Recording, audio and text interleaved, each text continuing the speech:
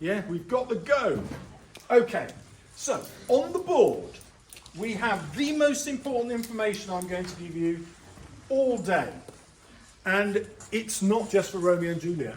This is for all your literature papers, but it's based on Romeo and Juliet.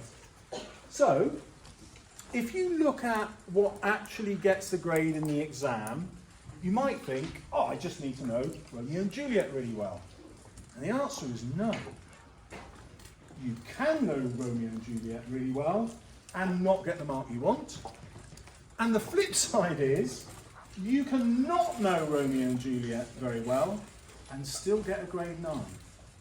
I'm going to take you through why that is. So if we look at the top line, let's start at the grade 3. In a typical grade 3 essay, you have 8 quotes and 13 explanations. My explanation line is in yellow because this is the most important thing. The number of explanations you write equals your grade. And I'm going to keep coming back to that. Now this has a profound impact because, let's look at the number of words. So let's say you're after a grade 6. On average, a grade 6 student will write 700 words. 700, that's a lot. That's probably 3 sides of A4. So it's more than 3 sides of your exam paper.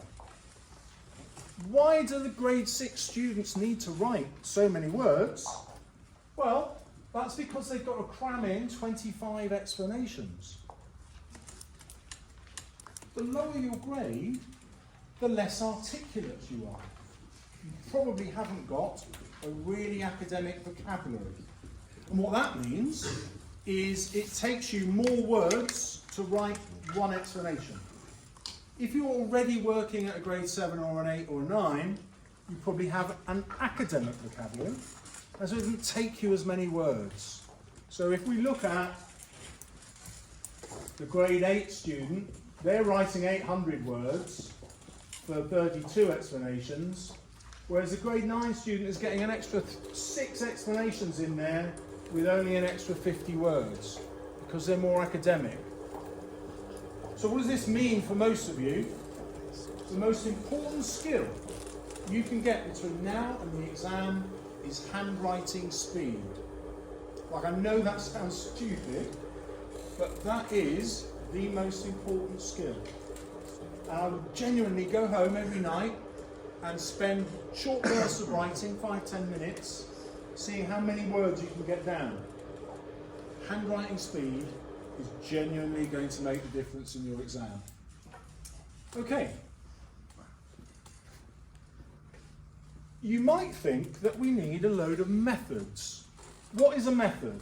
Well, a method is your subject terminology. That's probably the way you've been taught it. And so all your language features are methods. But so are lots of other things. Characterization is a method. Contrast is a method. How the author starts the text is a method. How they finish the text is a method. And what you'll find is the better the student is, or the better their essay is, the more they tell us what a method is. But there's not that many. There's only 8. Let's go up a bit to the quotes. I am going to give you 12 quotes. Some of them I've cheated a bit by putting an ellipsis in and joining 2 quotes together. 12 quotes is going to be enough for you because you will also get the extract, which is full of quotes. So it's going to be easy for you to get to 15 quotes or 12 to get the grade. Let's have a look at what happens though. 5, 6, 7, 8, we'll ignore 9 for a minute. They're all a very similar number of quotes. So the quotes aren't going to be the things that break your grade or give you the grade. What's going to give you the grade is the number of explanations. We're going to do a lot of work on that. Now, if you haven't taken any notes yet, you want to write something about the total number of words you're aiming for. If you're aiming for a grade 8, write that total down. You're aiming for a grade 7, write that total down so you can monitor yourself. How close am I getting to that average? But there are 2 words which amazingly predict your grade. Patriarchal and society. I know that sounds weird, but the more often you use the word society, the higher your grade is going to be. Why is that? Well, the mark scheme wants you to talk about Shakespeare's ideas. What's he going to have ideas about? The society he lives in. So when you start writing about society, you will write about Shakespeare's ideas and your mark will go up. If you write about Shakespeare's ideas, you're automatically moving into grade 7 territory, even if you're grade 3 at the minute. What else will get you to write about Shakespeare's ideas? Patriarchal. I'll quickly go over patriarchal with you. I don't want to patronise you if you already know what it is, so we'll do it briefly. So a patriarchal society is a society run by men. And it's run by men for men. And as you know, women in the novel are subservient to the men. Men have the power. A father, so if you think about Capulet, he has the right to take his daughter and marry her off to the man that he wants to marry her to. That's not Capulet being cruel, that's Capulet being a good Elizabethan father. When Capulet says, I'm going to arrange for you to marry Paris, this is like winning the lottery. Paris is a count. A count is socially superior to Capulet. The count is related to the prince, Prince Aeschylus. So if Capulet can pull this marriage off, he's taking his daughter Juliet and he's putting her right at the top of the social scale. He is the best dad in Verona. Like, we don't think of it like that because we see him threatening her. But you've got to get into his mind. He's just given her the lottery ticket that will win the lottery of life. And she's like, nah, Dad, nah. It's not happening. I'm not going to marry him. He goes into a rage, doesn't he? But once we understand his motivation, we can start talking about patriarchal society. He's doing the best he can as a man in this society. He's expecting his daughter to do what she's told, and she's not doing it, even though it's clearly, from his perspective, in her best interests. So, you've got something to write about patriarchal society. All you have to do now is decide what Shakespeare thinks. Does Shakespeare think, yes, Capulet, you are a model of how men should be able to control women in our society? Or, Capulet, you are a disgraceful human being, you are the reason that patriarchy is wrong? Which answer is the examiner expecting? Doesn't matter. The examiner doesn't have an answer in their head. The examiner is just after you backing up what you think. So you can argue it either way. You could go off and write an essay, yep, Capulet, best father in Verona, Shakespeare supports this, or you can write completely the opposite and get exactly the same grade. Yeah? You decide which way you want to argue it. Now let's look at, I find this amazing, a grade 9 essay will only mention patriarchal 3 times. Nobody mentions it at grade 3, 4, 5 and 6. So just using that word will force you to get a higher grade. Like the examiner will go, oh, writing about Shakespeare's ideas? That's a grade 7 thing. So you can all do that now. But let's find out. So you have 1 minute to write something about the play using the word patriarchal. 1 minute to write something about the play using the word patriarchal. Go. That visible? Brilliant. A popular request, I've had to bring the spatula. Right, here we go. We see the effects of a patriarchal society when Juliet is forced to marry Paris by her father. Okay? That is part of my explanation. But I haven't got any mark yet. I'm going to get the mark with this suggests. That's where the mark comes in. What I write after this suggests. So, I could argue, this suggests Shakespeare is critical of Capulet's decision and critical of the patriarchal society. Tick a mark. Or I could argue that Shakespeare supports this. If only Juliet hadn't decided to get married in secret, this marriage would work. She would be open to a future that was golden. Shakespeare is disgusted at her decision, which is why he kills her off at the end. I'd get the mark. Doesn't matter which way I argue it. Okay, so I've got the beginning of an explanation, but it's only when I get to the end of it that I start getting marks. Pens. Paris is socially superior to Capulet. Good context, AO3, but I haven't got an explanation yet. Capulet is taking his daughter Juliet and place her at the same social scale as Paris. More AO3, great, but I haven't got an explanation yet.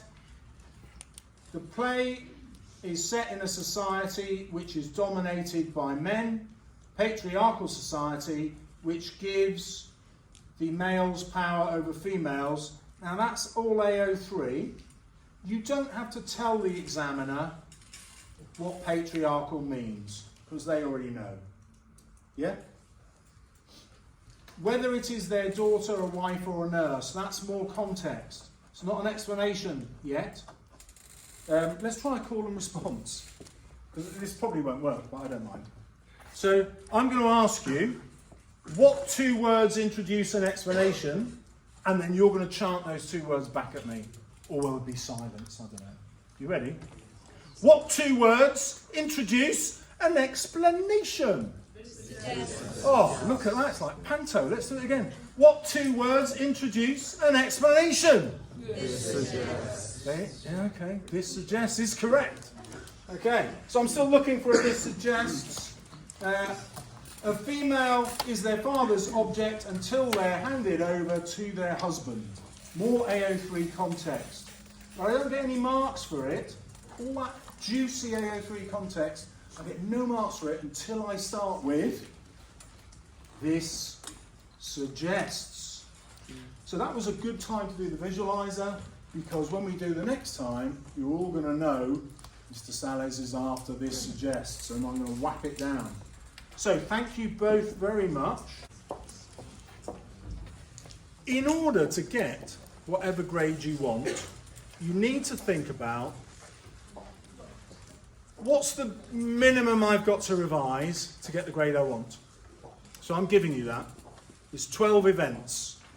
And these events are key because you can use them whatever the question. So we'll have a look at some of them. Then I'm going to ask volunteers to challenge me with a question they don't think it will fit to. And I will make it fit. And then we'll flip the tables. I will challenge you to make it fit a question, and we'll stick it under the visualizer. So let's have a go. Actually, it's probably best if I do it from here.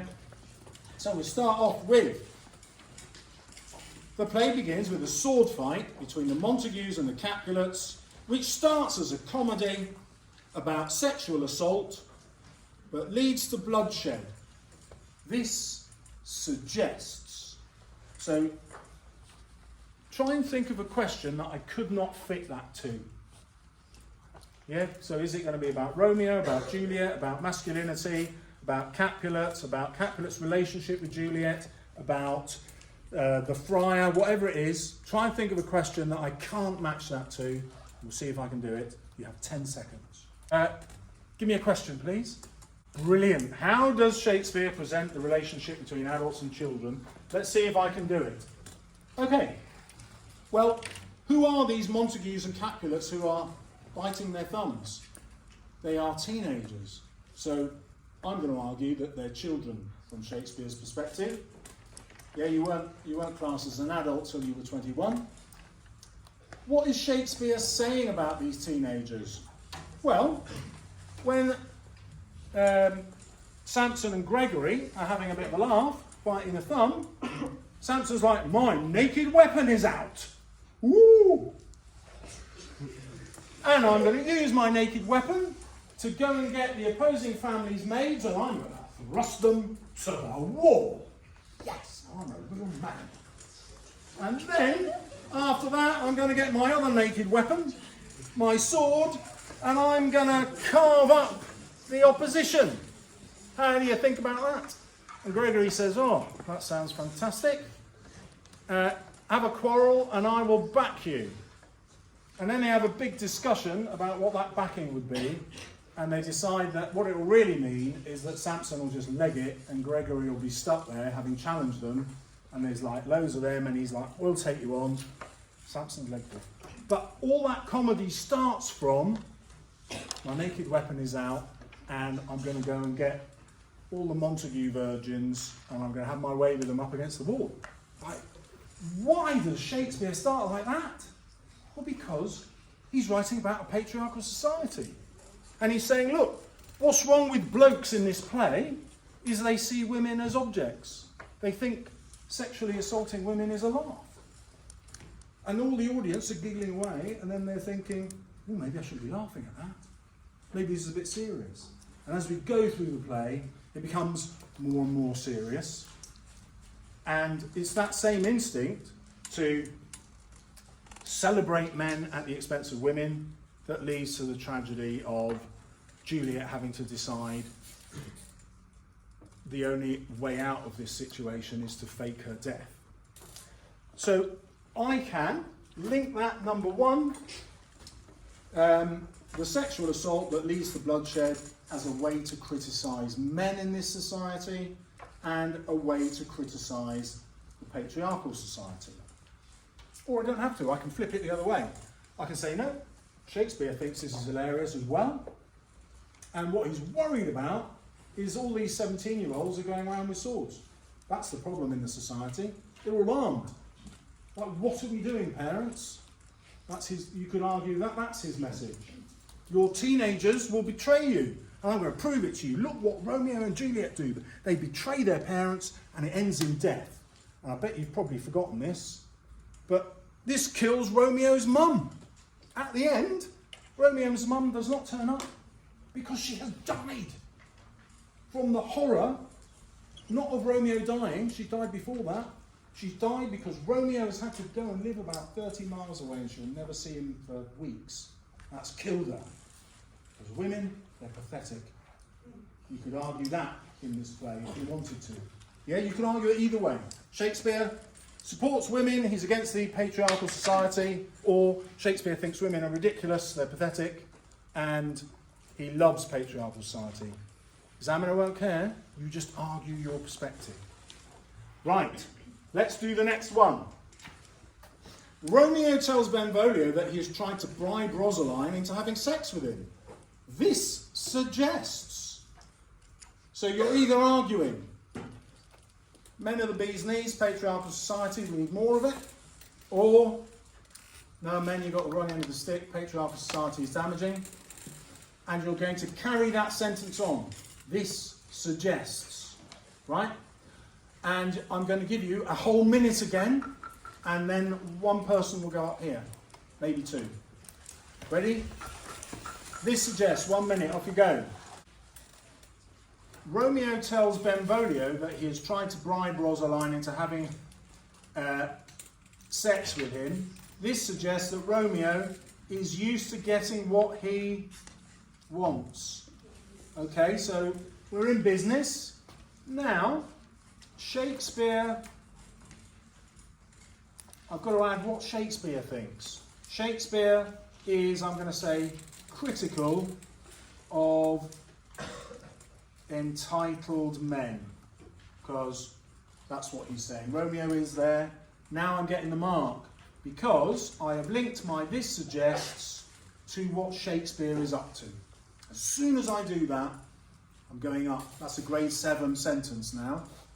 Okay? Let's have a look at the next one. This suggests that Rosaline doesn't want to have sex with him, and Romeo is using his wealth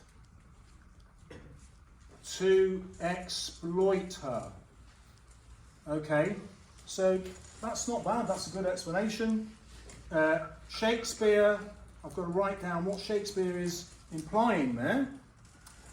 So where could I go with this? Shakespeare could be implying that Romeo doesn't know what love is.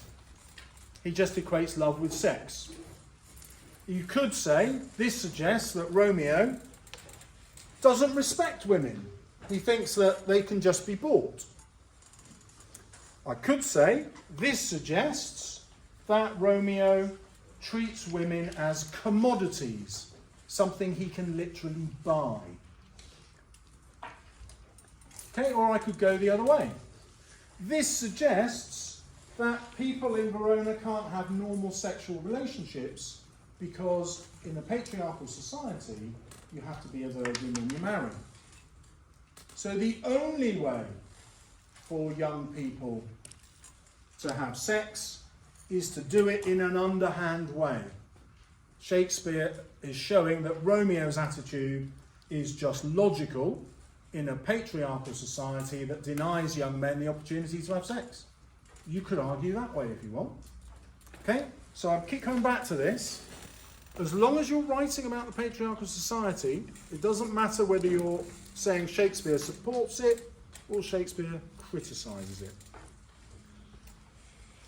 Do you remember I said I've chosen these 12 because they'll fit every essay? This will fit every essay. So it obviously fits an essay on Romeo. It obviously fits an essay on men. How would I adapt it to write about Juliet?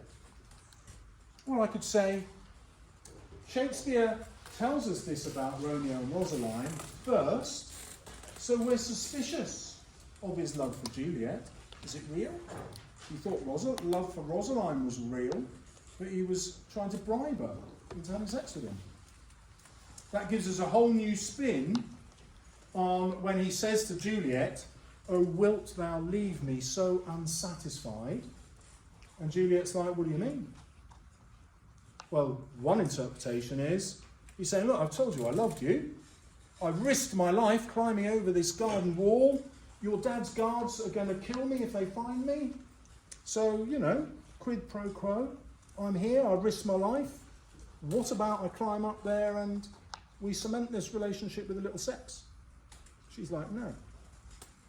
If thy purpose is marriage, if you're going to marry me, then we can start talking about sex." Why does Juliet say that? Because she knows she has to be a virgin before she gets married. Because that's what society says. So, I can argue that, I can use that evidence no matter what the question. In this one, I don't want you to write the sentence. So, don't write Romeo and Juliet fall in love with each other at the Capulet ball. You're just going to start with "this suggests." Okay? But I'm going to help you out. So I've got some options here. You can ignore all of them. If you've got an idea in your head, you're going to run with it. But I'm just going to give you some options. So they fall in love with each other at the Capulet ball. Suggestion 1. This suggests that fate is controlling their lives. They each meet the only person they should never fall in love with, but fate makes them meet. Shakespeare is writing a tragedy. Tragedies always depend on fate.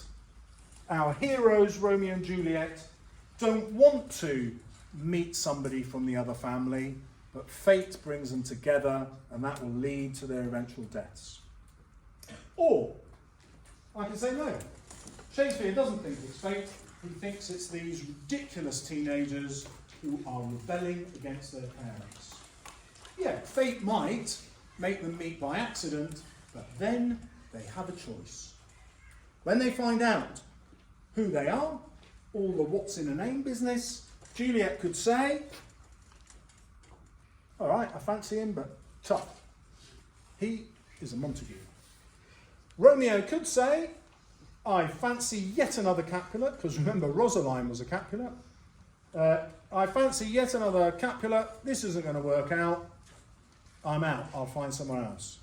But no, as soon as they find out, one is Romeo, one is Capulet, the daughter and son of the feuding lords, they're like, aphrodisiac, fantastic, this is the person I was born to be with. So we could argue it's not fate at all, it's hormones, it's rebellion. Shakespeare is criticising. I'm going to chuck some context at you that you might not know. Doesn't matter if you don't remember this. But Shakespeare starts with a prologue. It gives the whole story away. Why?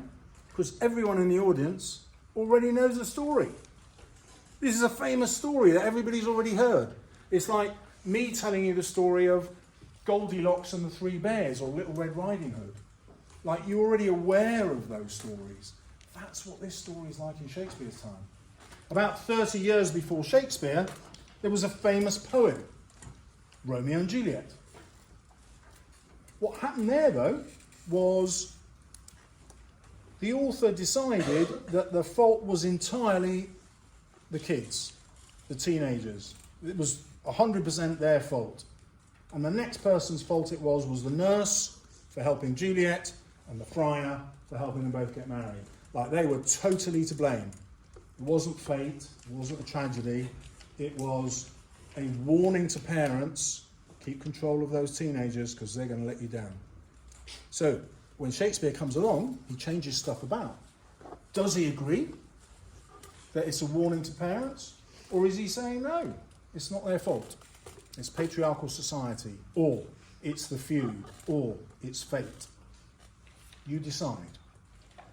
So hopefully I've given you some stuff to write after this suggests. Many of you have been writing already, I'm super impressed.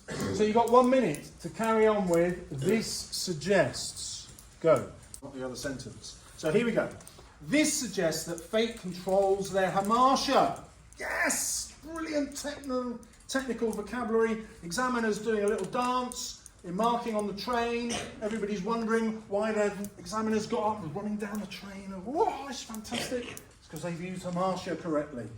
Thank you. Subject terminology. So, that is their fatal flaw. They are impulsive. This, furthermore, means that they are both impulsive in their pursuit of love, despite knowing their family feuds, their familial feuds, which ultimately leads to their tragic ending. Brilliant. Now, whose name do I have to mention there to really nail this explanation? Any offers? Yes. Shakespeare's. Thank you very much. So, Shakespeare, and we can decide whether he's deeply critical of them or not. Which way do you want to go? Is he criticising them, or is he criticising society?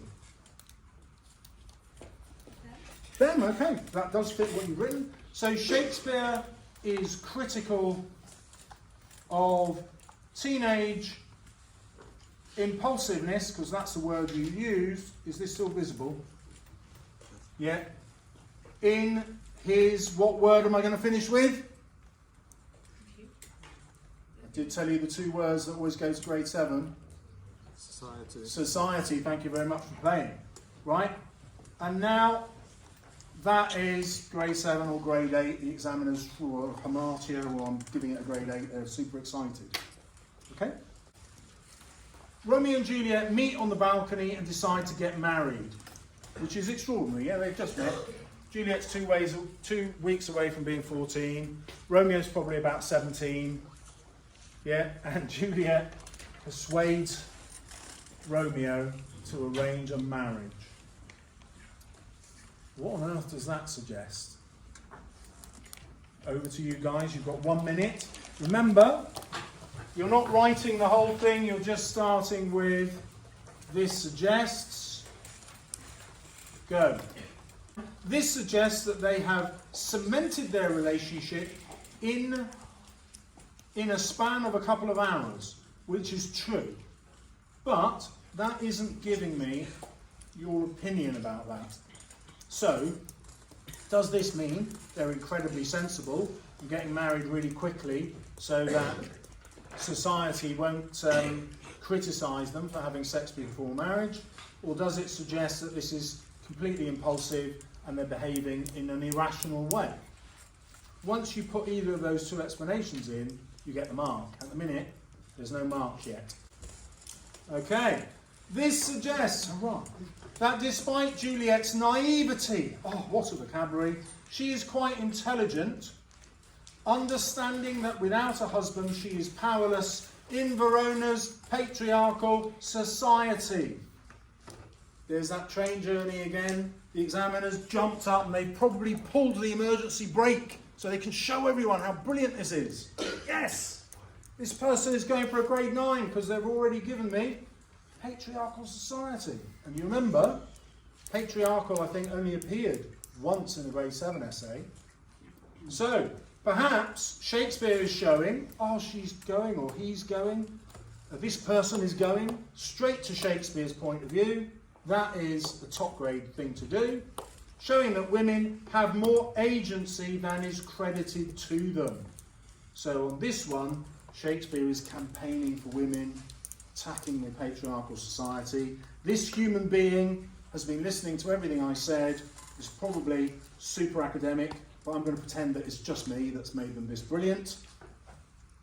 They're already grade 8 and 9 just from that. Obviously they won't get the grade 8 and 9 overall just from that, but the examiner's already primed. The examiner's already thinking, I'm going to read the rest of this to see if I can give this student a grade 8 or a 9. Why? Because they had the this suggests, they linked it to patriarchal society, and then they explained Shakespeare's view. That's all you've got to do. Yeah, the more times you do that, the more grade 8 and 9 you're going to be. That's fantastic. So I'm giving a silent round of applause to this human being. Romeo refuses to fight Tybalt, so Mercutio fights Tybalt and is killed. This suggests. So let's imagine, we'll do this as an easy one, that the question is about masculinity.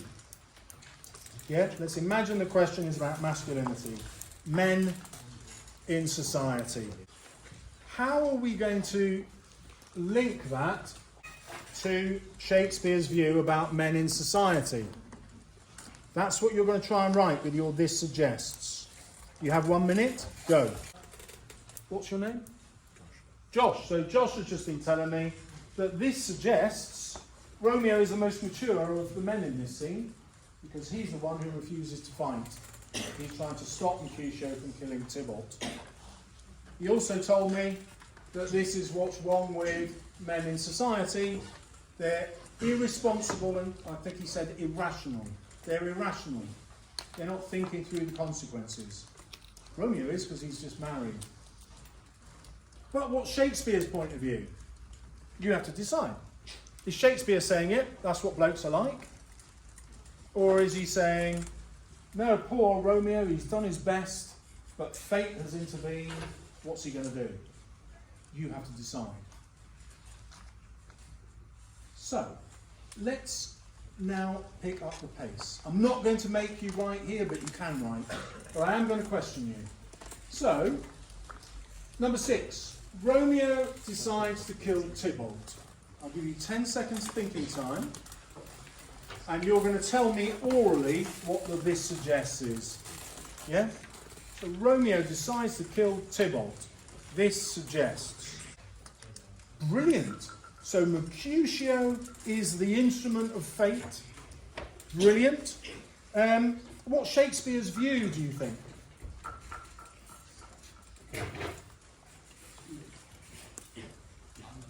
No, make it up.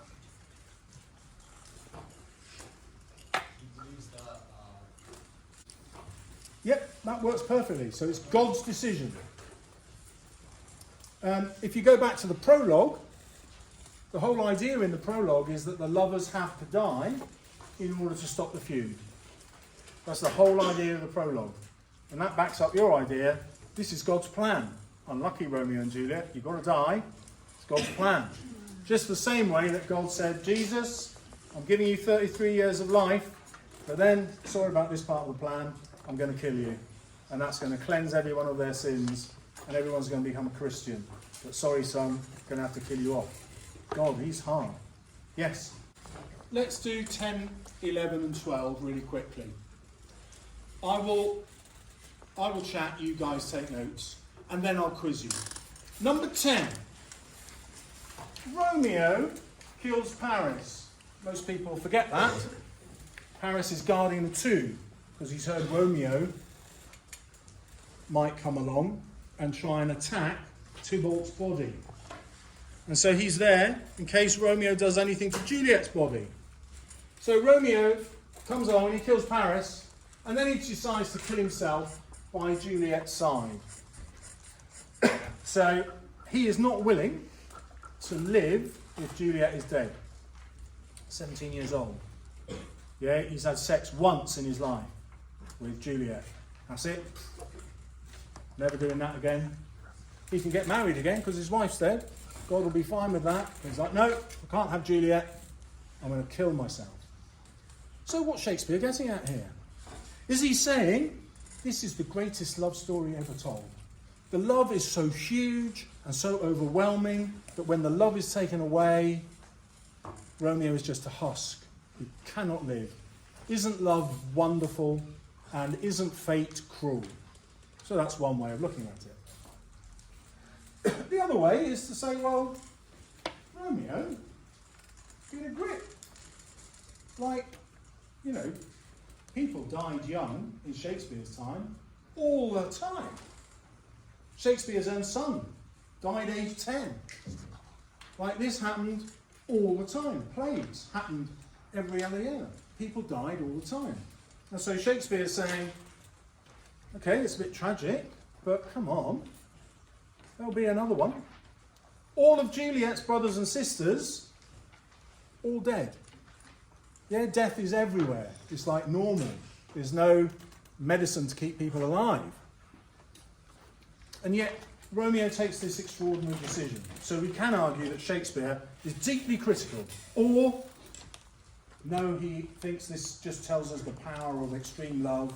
What a wonderful, blossoming relationship they could have had if fate didn't intervene. Or, it's not fate. Romeo decided that. He didn't have to do that. He's an idiot. You decide which way you want to go. What will I have to do? I'll have to link that to Shakespeare's view about society. Is he saying that parents, watch your children, they will be deeply irrational until they're older? A little bit of autobiographical information for you. Shakespeare got his girlfriend pregnant when he was 18. She was 26. He got her pregnant and they got married. People don't know whether that was like a shotgun wedding or whether they chose to get pregnant so that the families would let them get married. Like, nobody knows the origin story. But they do know Shakespeare was 18 when he got his girlfriend pregnant, and then they got married when she was 3 months pregnant. So, Shakespeare could be arguing it either way. He could be saying, geez, I learned the hard way, how impulsive decisions you make when you're young can affect the rest of your life. Yeah, and it's not your fault, it's just that you're young. Or he could be saying, I was a stand-up guy. I was a dad. I'm still a dad. I've come to London to earn a fortune, to provide for my family in Stratford. What's Romeo doing? He's making this stupid decision. He could have chosen a much more sensible route. There isn't a right answer, just you decide. Okay. The friar arrives to stop Juliet killing herself. So, if there's no friar, there's no tragedy. The friar is the one most responsible for the tragedy. Not necessarily, but we're going to argue this point of view now. Because if Romeo and Juliet go to the friar and they say, can you marry us? He can say, no, I haven't got your parents' permission. No tragedy.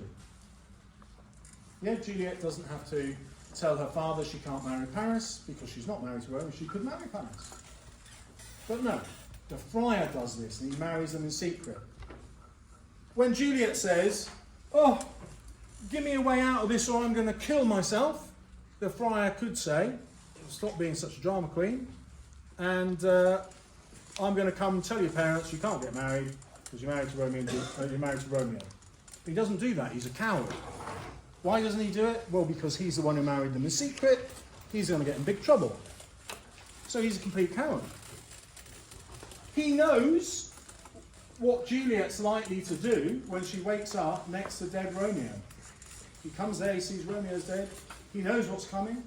And he says to Juliet, I've got this plan. Oh, what's the plan, she says? Oh, I'm going to take you to a nunnery. I'm going to put you in there and you can become a nun for the rest of your life. And Juliet's like, I'd rather kill myself.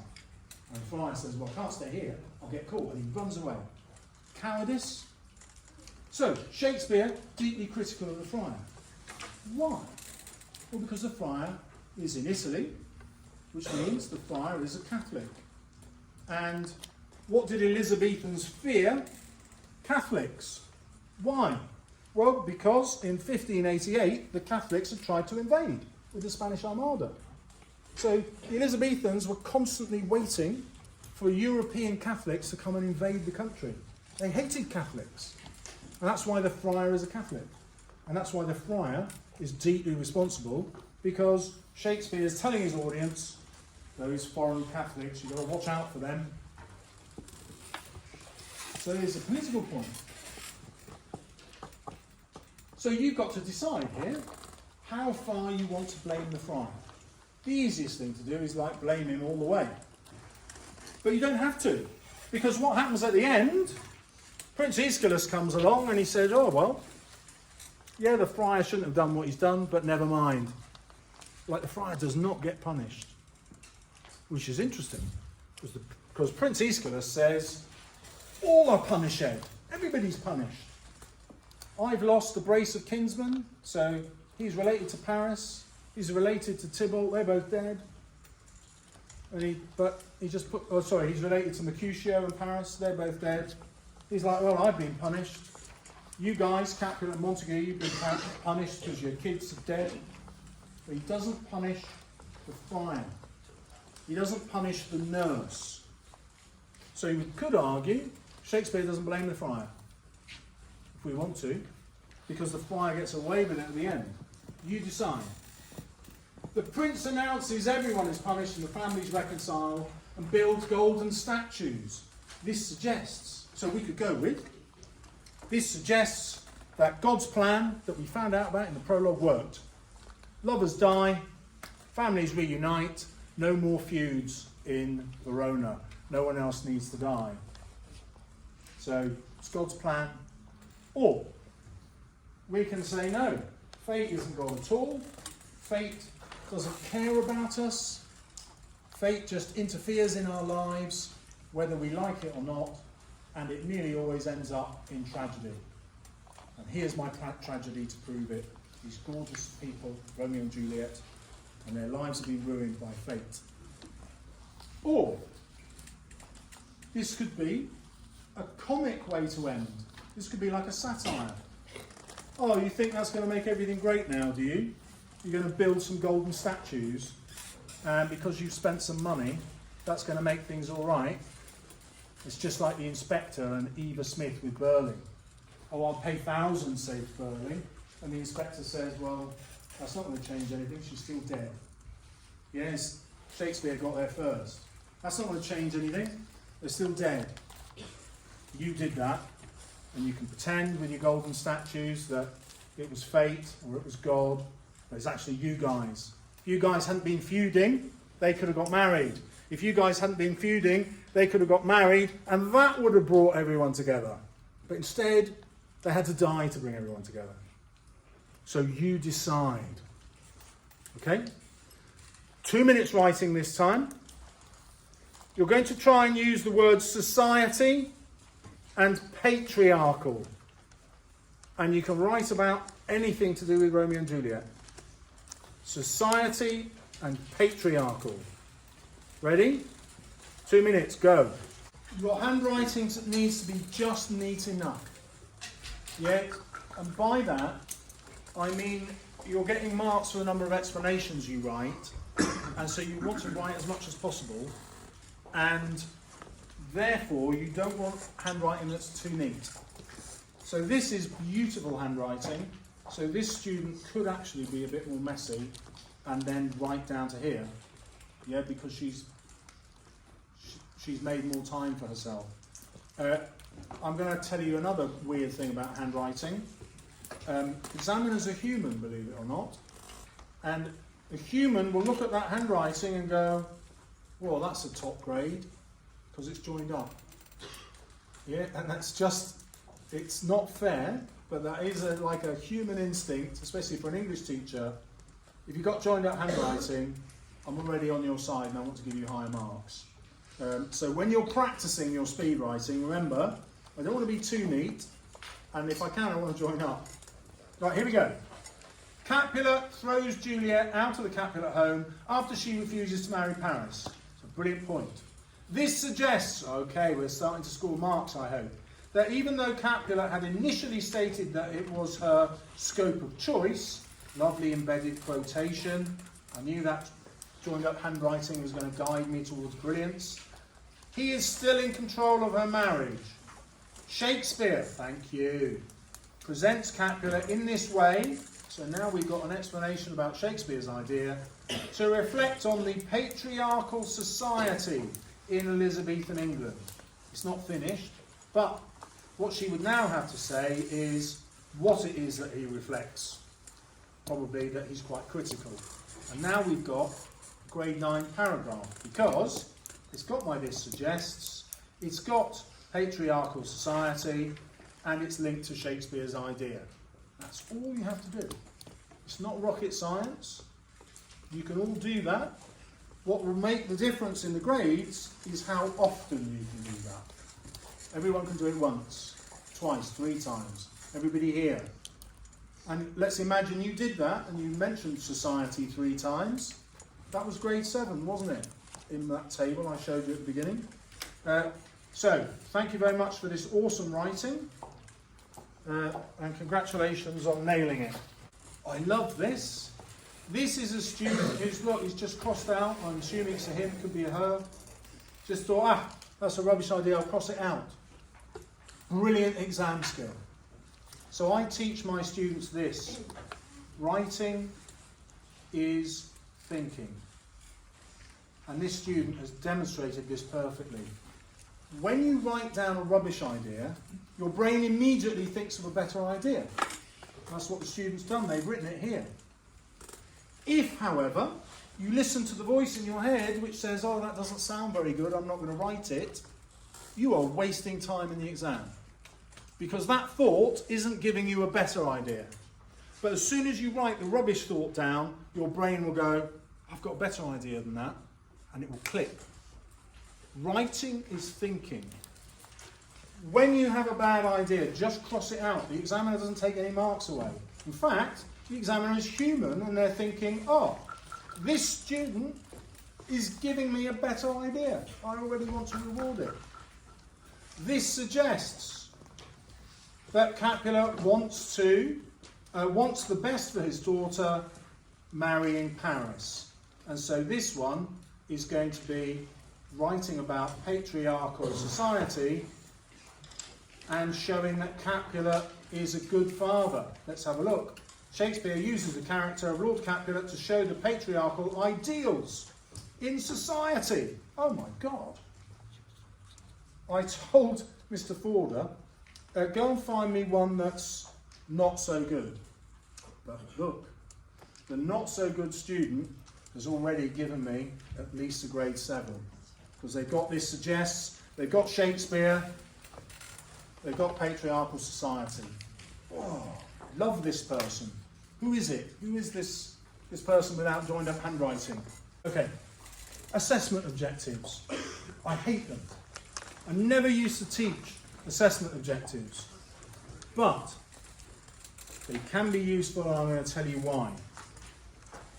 When you get the extract, the examiners give you the extract so that even if you've never done any revision, you can start getting some grades because you can quote. And so they think they're doing you a favour by giving you the extract. However, I'm going to argue that the extract is a two-edged sword. Yes, it's a favour, but also it's a danger. And I'm going to prove that using the assessment objectives. So AO1 has two things the examiner is looking for. Number one, they want you to write about the whole task. Well, what's the whole task? The whole task is take the extract and compare it to other bits in the play. But which bits? The examiners are most interested in the beginning and the end. Because the beginning is where Shakespeare introduces his ideas, and at the end, we can see how the ideas end up. So all you have to do is remind yourselves, okay, I've got to write about the beginning and the end and the extract. Those three things will show the examiner I'm writing about the whole task. I'm going to get at least a grade 7. The next part of AO1 is it wants a range of references. Well, if I get sucked into the extract, I will have a range of references only from the extract. That is not going to get me the marks. I need references from the rest of the play. That's why I've given you 12 things to revise. We haven't done them all, but if you revise those 12 things, you will be able to write all the references you need. Even better, the word quotes or quotation isn't in the mark scheme. You're not penalised if you can't remember a quotation. You can instead use the word that is in the mark scheme, references. So as long as you can refer, just like we've been doing, with a this suggests, linking it to Shakespeare, you are going to get top grades, even if you've forgotten the quote. And I see this in like even grade 9 and grade 8 essays. The student writes the quote and it's wrong. Like they completely misremembered the words. Or they've said, Juliet said it, but actually it was the nurse. And the examiner doesn't go, that's rubbish. They just go, yeah, fair enough. It's a reference. So the number of references is going to help you get the grades. That is AO1. If you're just locked into the extract, you won't get the references, you won't get the whole text, you won't get the AO1 marks. Then we have AO3. I've tried to teach you with write about society, okay, and the word patriarchal. Remember when we first got people up, they wrote a load of context without linking it to Shakespeare's ideas. No marks. Yeah, you only use context to link to Shakespeare's ideas, and the words that will force you to do that, society, patriarchal. So I know if I use those words, I force the examiner to say, yeah, AO3 context, nailed it. So now, my assessment objectives are actually helping me. I know I don't just have to write lots of quote analysis. Romeo and Juliet meet on the balcony and decide to get married. That was one of our 12 events. Now, in my revision, I'm going to remember one quote for each event, which is going to give me 12 quotes. So I'm going to go into the exam not stressing. I know I've got 12 that I can apply whatever the question. So let's have a look at this.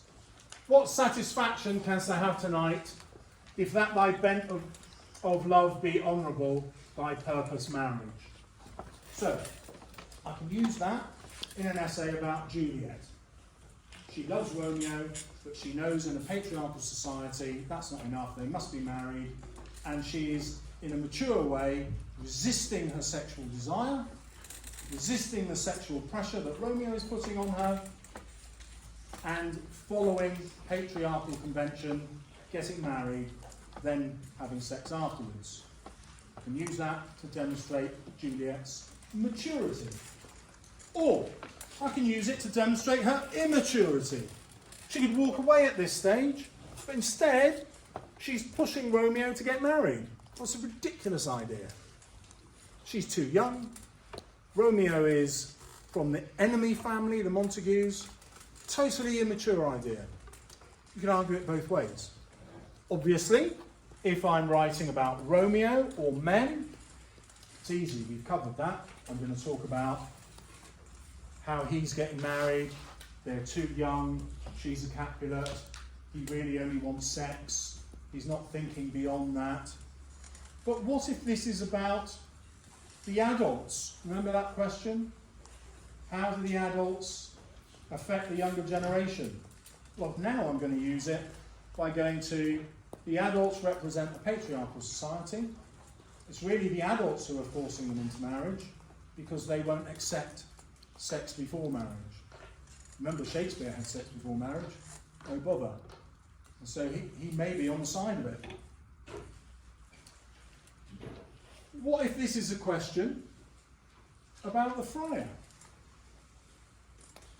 Can I use? Yes, I can. I can use it. Because I'm going to say, the friar should know better than to marry them. His decision to marry them is just as immature as Juliet insisting on marriage, and just as immature as Romeo accepting it. What if it's about violence? Doesn't look to be anything violent here. But this is the cause of the violence. If Romeo doesn't marry Juliet, he doesn't have to worry about Mercutio killing Tybalt. Yeah, so Romeo, if he wanted to, doesn't have to get involved in that fight. So I could just about link that to violence. I could also look at the word satisfaction. Juliet is suggesting that men don't value women as people, just as objects. How will I link that to violence? Because I'll say that was the problem with Sampson and Gregory right at the very beginning of the play. They had this attitude that women were just objects. They could thrust them up against the wall with their naked weapons, do whatever they liked, and it was supposed to be funny. And I could say it's exactly the same. Oh, I love this one. Romeo decides to kill Tybalt. So, it's Romeo's decision, right, to kill Tybalt. Nobody tells him. In fact, Tybalt legs it. Romeo's got time to think about it, and he says, no, I'm going to kill him. Romeo makes that conscious decision to kill Tybalt. He knows that the prince has said, I'm going to execute anyone who gets involved in violence. So Romeo is like, I'm going to risk being killed by Tybalt, and if that doesn't, I'm going to risk the prince killing me, because I want my revenge. Right? That's totally immature. But look who he blames. He says, O sweet Juliet, thy beauty hath made me effeminate. You've turned me into a woman. I'm not having that. Your love, because I'm in love with you, you've made me into a woman. It's only because I'm a woman that I didn't fight Tybalt in the first place. It's only because I'm a woman that I tried to stop Mercutio fighting Tybalt. Whose fault is that? It's you, Juliet. It's your fault. This is the woman he's supposed to love, the great love of his life. He blames her. Like, it's your fault. So, I'm going to find that really easy to be critical of Romeo. But I don't have to. I could argue that poor old Romeo is a victim of fate. Yeah, he just happened to meet the most beautiful woman in the world, and it was her beauty that stopped him fighting, and if he had fought, Tybalt wouldn't have been killed, Mercutio wouldn't have been killed, everything would have been all right. Because we've had 3 civil brawls, haven't we, so far in the play? That's what the prince complains about. Nobody's died. There's just been a few scratches and a bit of blood. So we haven't got any evidence that the next brawl, the next duel, would have led to death. Mercutio takes the mickey out of Tybalt and says he's got 9 lives, and he duels like somebody dancing, because Mercutio thinks the duel is not real. Yeah, it's never going to end in death. It's just a pose, Tybalt showing off. So we could argue that fate intervenes through the love of Juliet, which turns this fight into something much more tragic, if we wanted. Again, I can use my quote for any question that comes up. Your job in your revision is going to be to try that. Because the alternative is you've got to go away and learn 30 or 40 quotes to fit every question. That's hard. It's much easier to say I'm going to zone in on 12, and Mr. Salles has promised me that we can fit those to any question. So let's try one. It's back to our last bit of writing of the day. Here we go. Okay, we're going to read that, and then I'm going to ask you to write about patriarchal society. So here we go. Capulet tells Juliet she must marry Paris and threatens her. Hang thee, young baggage, disobedient wretch, but fettle your fine joints against Thursday next. So I love this quote because it is very visual. To fettle was something a potter did. A potter works with clay to make pots. The pots are made, you've probably done it in primary school or maybe in secondary school, your little sausage of clay that you whittle around, and then you fettle it. You join it together. Then you get the handle and you put that on, and you fettle that. So fettling is moulding things. So Capulet is saying, take your body, your joints, and I want you to mould it so that you can take it to Paris on Thursday. Yeah, basically he's saying, I'm selling you, and I'm selling your body, and I want you to get your body ready for your wedding night with Paris. Very blunt, very sexual to his own daughter. You might think she would find this incredibly offensive. Like, it is incredibly offensive. So what do you think about Capulet's threats, Capulet's language? And you're going to use the words society, patriarchal, and what's the other word you're going to use? Shakespeare. Shakespeare! Brilliant! And you're going to introduce your explanation with? This suggests. This suggests. Fantastic. It's the last show and tell in 2 minutes' time. Go. Let's see. Shakespeare, yes, presents patriarchal society, smacking the examiner between the eyes. Look, you know this is going to be at least a grade 7, probably a grade 8 or 9. By depicting Lord Capulet's cruel and harsh dialogue to his daughter, threatening her fate if she chooses to disobey him. This is an example of the negative effects of patriarchal society, as Lord Capulet is high on pride and power, and I'm not sure what that's going to be. I like that he's high on it, like his mental state is under the influence. We'll allow that. All we need now to nail that is the quote, but if you haven't got the quote, you've got the reference, because he threatens her. That's the reference. So AO1, the examiner is, yeah. Okay, there's no quote, but they've got an AO1 mark. It's writing about Shakespeare's ideas. Those ideas about patriarchal society. I've got to give this student at least a grade 7, even though they haven't quoted. Yeah, and that's how it works. Thank you very much. So I feel a bit guilty because I haven't necessarily given you the answer to that. Which would score more, A or B? On the count of 3, you're going to yell out for A, and then the count of 3, you're going to yell out for B. We'll see which one wins. 1, 2, 3. A's. 1, 2, 3. B's. Oh, right. It's a trick question. The answer is they'd get the same mark. Yeah? It's just the number of explanations you write. So this is important because as English teachers, we all teach you this. Student A is clearly a better student of English. Like, that's hard. It's much easier to do B. But both students would score exactly the same marks because it's the number of explanations. And that's why you shouldn't get sucked in spending too long on the extract. Examiners want you to write about two things: Shakespeare's ideas about society, Shakespeare's ideas about the human condition. So, you're going to yell true or false on 3. 1, 2, 3. False! No, it's true. It's my fault. The reason it's my fault is I haven't talked about the human condition, have I? So you're saying it's false just because Mr. Salles told us to write about society. Which is right, that's good enough for me. So forget the human condition, just write about society. Ooh, I haven't taught you this, I'm feeling really bad. A thesis statement goes at the beginning of your essay like an introduction. The thesis statement tells you what Shakespeare's ideas are. What 2 words are always going to be in your thesis statement? This suggests.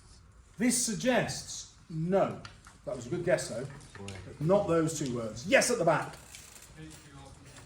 Patriarchal society. Thank you very much.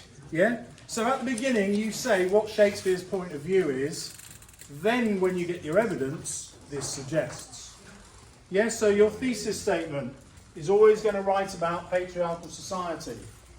And that will automatically make the examiner want to give you a grade 7. These words are always used instead of what phrase. Implies, reveals, indicates, highlights, emphasises, shows, signifies, portrays, presents. They all mean what? Suggests.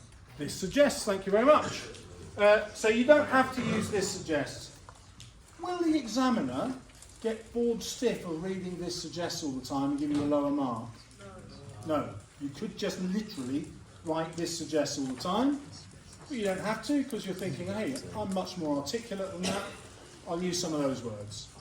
But for your revision, just remember, everything you're doing is this suggests, even if you use a different word. Okay. Last question. The number 1 skill of writing in the English exam is not an English skill. What did I tell you it was? Thank you. I didn't tell you it was time management. You're correct, that is a very important skill. Back to the back again, he's rocking it. Handwriting. What about it? How fast and how well you can How fast, yeah? Because how fast is how many words you write. How many words you write was linked to your grade, because it's how many explanations you can write. And so that is my final bit of advice. When you go home, just practice your handwriting speed, writing about the play. The faster you write, the higher your grade is going to be. One final bit of maths for you. You don't have to do this now because I've got to shut up. But I never gave you longer than 2 minutes to write. So look at what you could write in 2 minutes and then think, well, I'm going to be able to have 20 lots of 2 minutes in the exam, at least. How much would I write if I wrote 20 times what I just did for Mr. Salles in 2 minutes? And when you multiply that, most of you will be getting to grade 7, 8 and 9. Yeah, I guarantee it. When you add up how much you've written in 2 minutes, not all of you, some of you will have chilled. Mr. Salles can't check on all of us. But the more you write, the higher your grade. Not an English skill, but it is a life skill. Because if I'm an employer, I want someone who's going to put themselves out and try hard. So I'm okay with that being assessed in English, even though it's not an English skill. Thank you very much for all your hard work and your hard thinking, and over to your teachers.